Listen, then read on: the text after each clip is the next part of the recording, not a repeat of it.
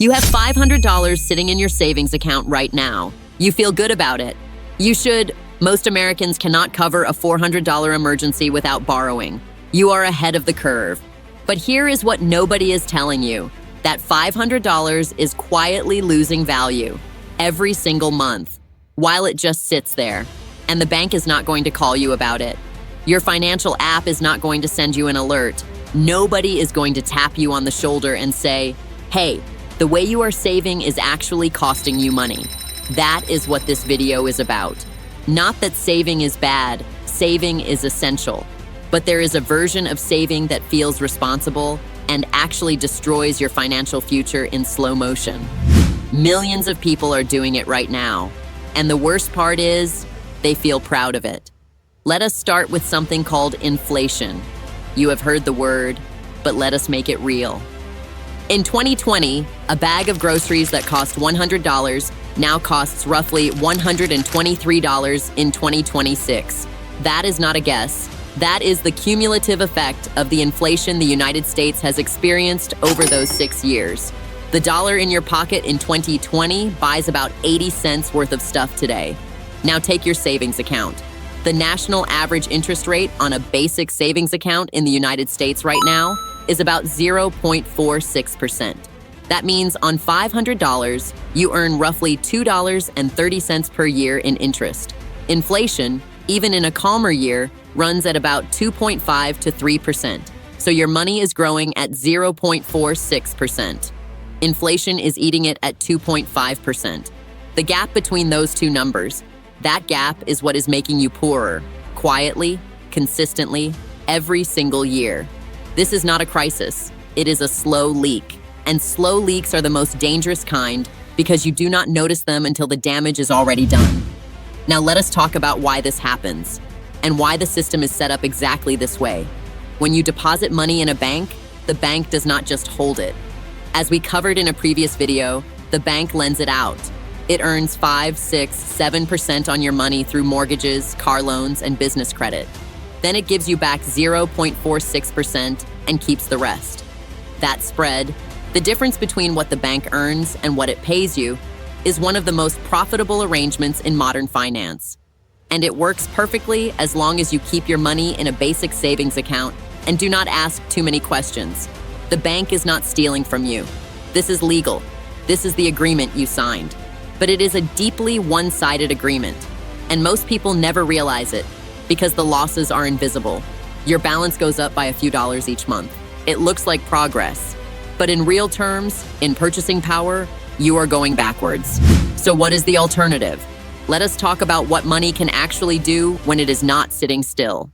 The S&P 500, the index that tracks the 500 largest publicly traded companies in the United States, has returned an average of about 10% per year over the last 50 years. Not every year. Some years it drops 20%, some years it rises 30%. But averaged out over time, 10% per year is the historical number. Let us compare that to your savings account with real math. You put $500 in a basic savings account. After 10 years at 0.46%, you have about $523. You gained $23. Inflation over that same period at 2.5% annually has reduced your purchasing power significantly. In real terms, your $500 is worth closer to $390 of what it could buy 10 years ago. Now you put that same $500 into a low-cost index fund tracking the S&P 500.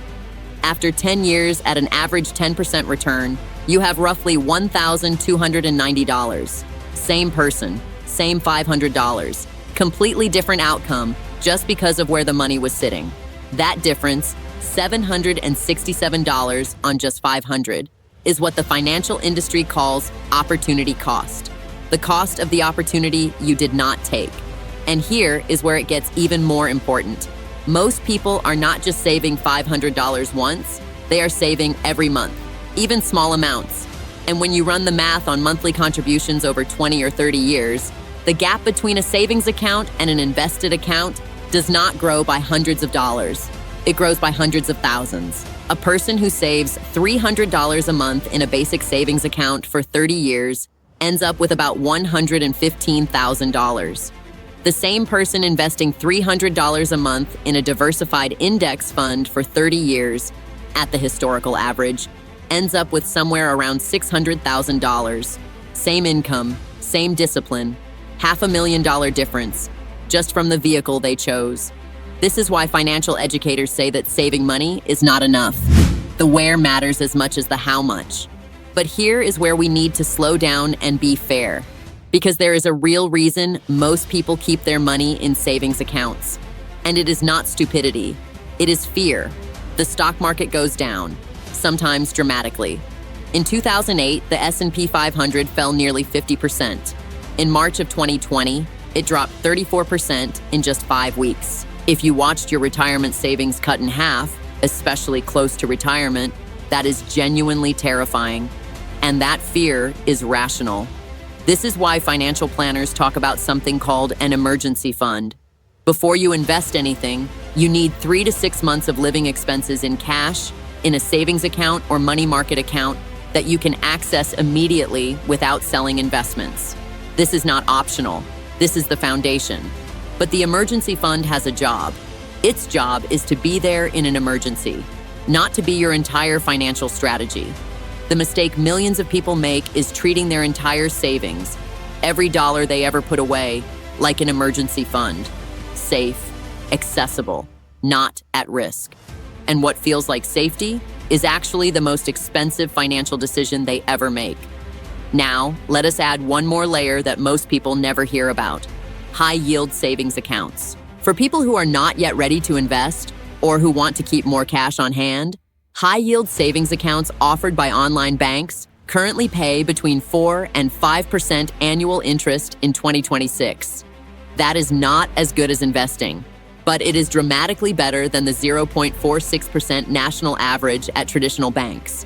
The same $500 that earns $2 a year at a big bank earns $20 to $25 at a high-yield account.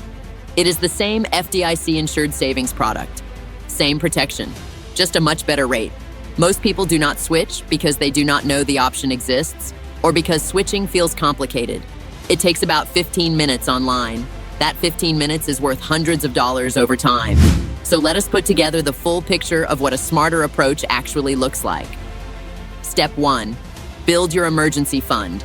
3 to 6 months of expenses. Put it in a high-yield savings account, not a standard one, and earn 4 or 5% while it waits. This money is your safety net. It does not get touched for anything except a real emergency. Step 2. Once your emergency fund is fully built, every additional dollar you save starts going to work. That means a retirement account first, a 401k if your employer offers one, especially if they match contributions. An employer match is a 100% instant return on your money. Nothing in any market beats that. After the match, a Roth IRA or traditional IRA, depending on your tax situation, gives you another powerful tax-advantaged vehicle. Step 3. Index funds. Not individual stocks, not crypto as a core strategy. Broad, diversified, low-cost index funds that track the overall market. You do not need to be an expert. You do not need to watch the market daily. You need patience and consistency. This is not glamorous. There is no secret. There is no shortcut. But the math on boring, consistent, diversified investing over long periods is so overwhelming that the only real question is why more people are not doing it. And the answer, the honest answer, comes back to that feeling. The feeling of money in the bank. Safe, visible, yours. That feeling is real, and it is worth something. But it is costing you a fortune in silence. The $500 mistake is not about one specific transaction. It is about a mindset that prioritizes the feeling of security over the reality of building wealth. A savings account feels safe. An investment account feels risky. But over 30 years, the savings account is the riskiest thing you can do with your money, because inflation guarantees it loses real value every year. The goal is not to stop saving.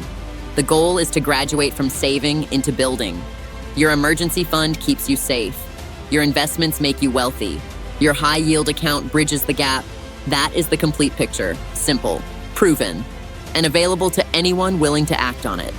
The $500 in your account right now is not just a number. It is a decision waiting to be made. What you do with it next is entirely up to you.